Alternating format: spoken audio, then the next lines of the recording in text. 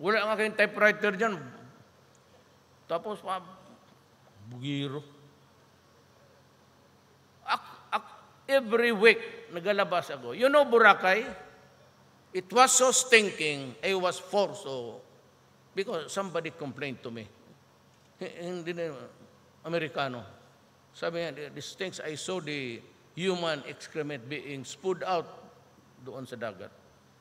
So, nung nakampanya ako, nagpadaan ako doon gabi, ginawa ko yung tubig, maamoy nga, puta. So, months after, I was trying to, just cajole, linisan ninyo.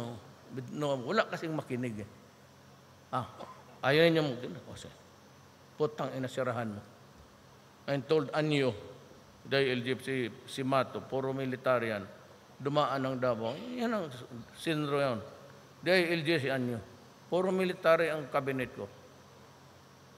Sabi nila, kaya gusto raw ako magpasikat para suportahan ako ng military. Why? Pulis, kayo mga military, were the ones who elected me? Ang tao ang nag-elect sa akin. Magtrabaho tayong lahat kung gusto mong sabihin. Kung sabihin mo, magpaano pa ako to ingratiate myself.